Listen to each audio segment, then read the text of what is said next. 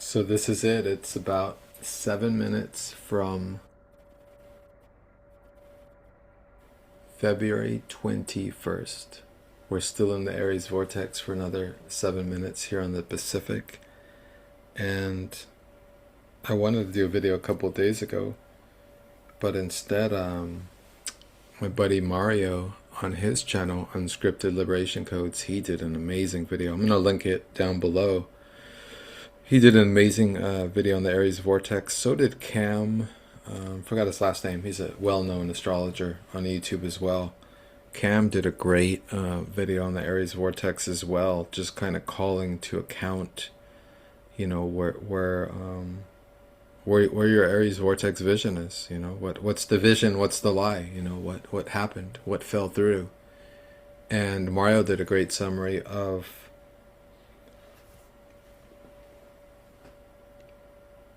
presenting us with the moment prior to the Aries vortex, and that was Thursday. He did the video on Thursday, right as the Aries moon was moving through, about to move through the vortex. He did it right when the moon was still in Pisces, which it's a moment that's gone now. All this Pisces energy that had been building up since like 2002 or 3, that he was talking about on the recent video we did, the collaboration we did. And another brilliant chat about what our real vision is. Where would we really like to see ourselves? And I'm going to talk a little about the Aries vortex. It certainly was a big day today. Gary and I did a collaboration with Mineko64. This is Mario, and he's an economist in London. And he has his channel, well-respected channel. He accepted our invitation to guest on our Astro Meets Economics series. And that happened this morning. We were really excited about that, and it was amazing. Mario shared a lot of great insights with us. We saw that silver went up a certain percentage today. It was looking really good. And certainly we discussed silver and gold, and I went over a recent book that was on his book list called Fiat Inflation in France by Andrew White, which was like a 5-year experiment in the 1870s in France, right before one of the revolutions. And it was an experiment in utilizing fiat currency. Not everyone was doing it at the time.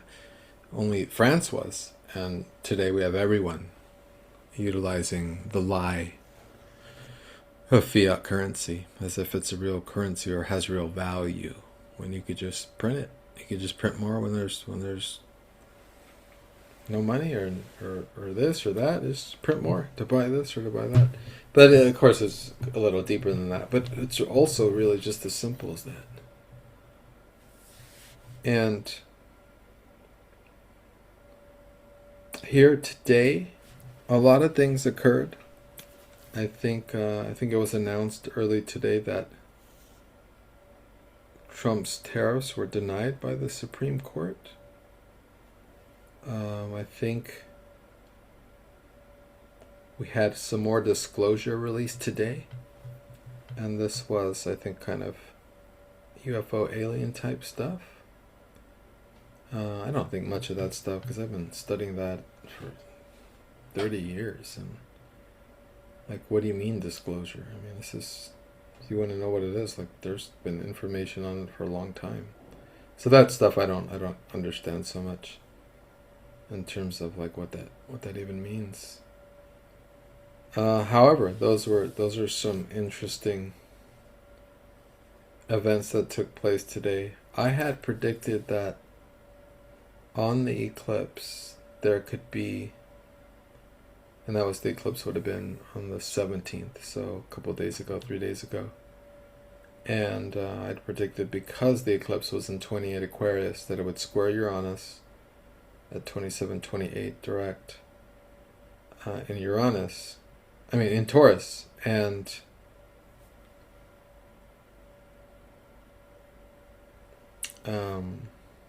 I didn't have a chance to check if there was a lot of major earthquakes, so if you guys did, let me know.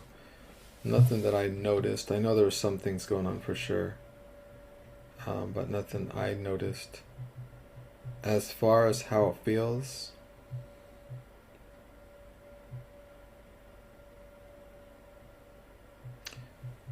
I feel an awareness. It's a very subtle awareness.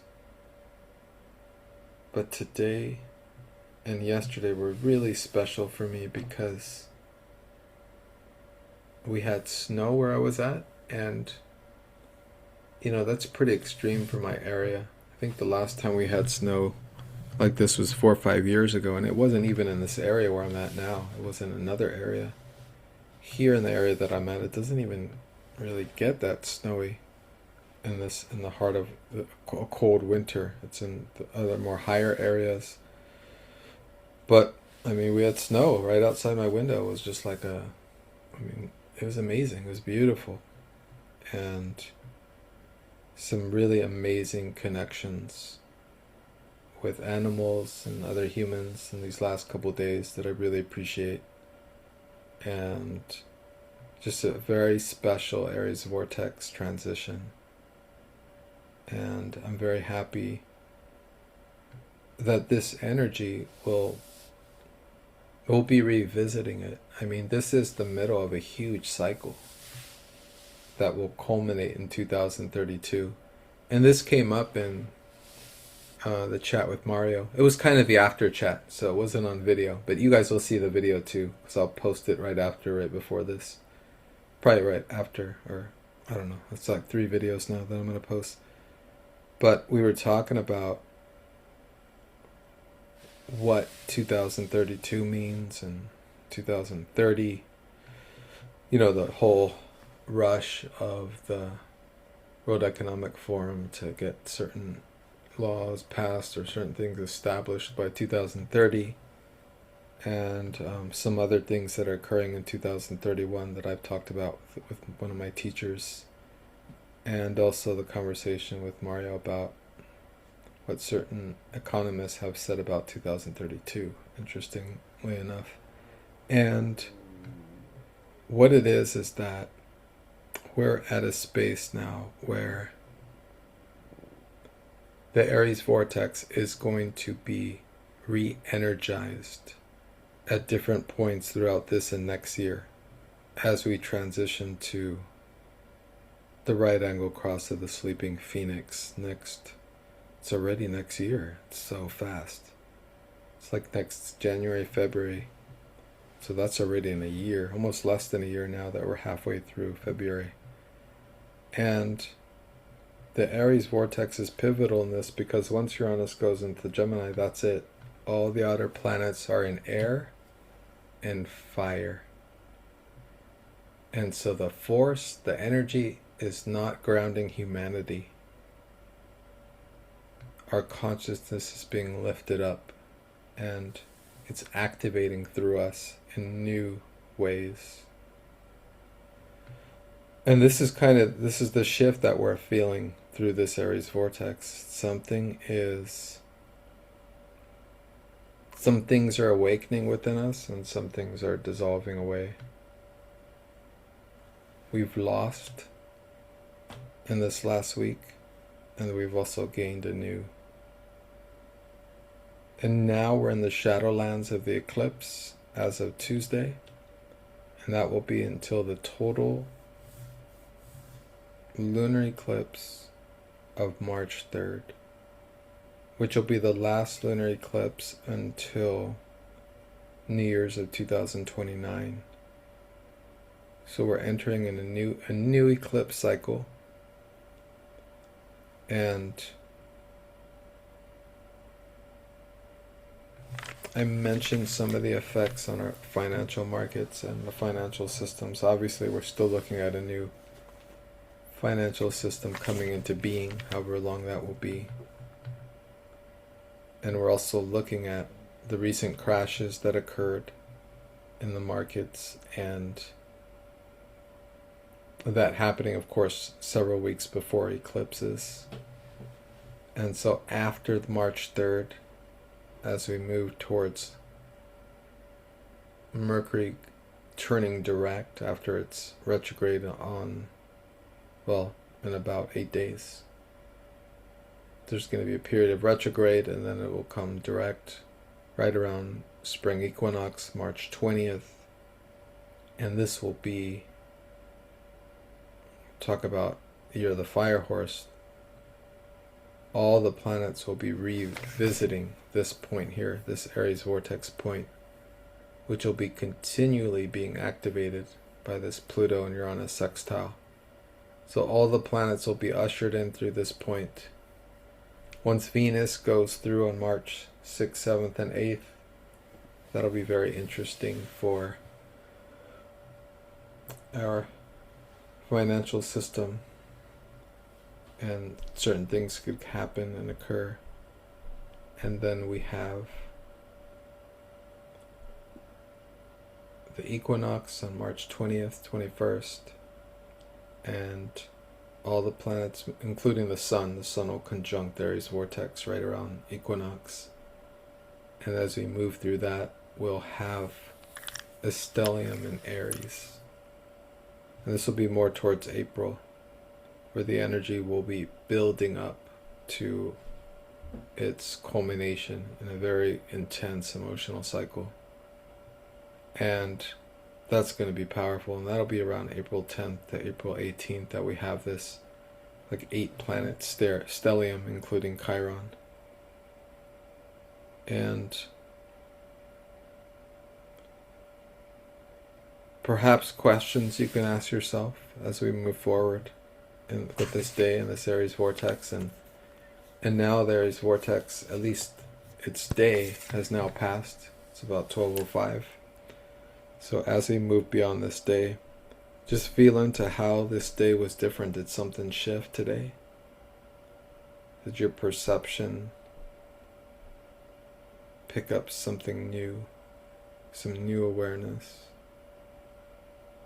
Was something lost? Was something given up?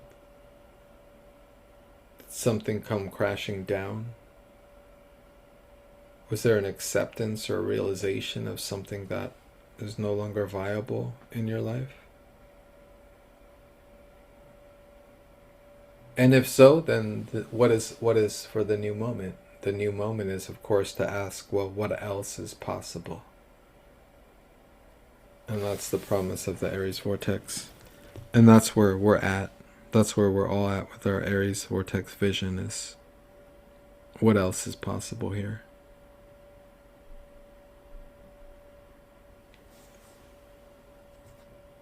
And I'll leave it at that. Thanks so much for watching. Please share this with others if you guys feel this is helpful. I mean, I feel I've been talking about this Aries vortex emergence point and dissolving point for almost a year now. And it's here, and it's not going anywhere. Uranus is going to re-hit this on April 26th. As I said, Venus is going to hit this point in early March, and all the planets will be going through it around Aries time in April, around April 10th to the 18th. And there will be more activations with Pluto and the Sun and the eclipses in July and August, which will also be energizing the Aries vortex as it hits Pluto, and Pluto hits the vortex. Saturn will be moving slowly out of the Aries vortex, and it'll leave Neptune. So it'll leave our vision alone there to slowly take over the imagination of consciousness. And so again, thanks so much for watching. Like, subscribe, share this with someone. Really appreciate you guys who subscribe to me, and especially comment. And if you really do enjoy, some of the things I say, or have questions, or have suggestions for me, or have, things you'd like to share, I really appreciate that too, and feel free to do so. Okay, that's about it. Thanks so much, everyone.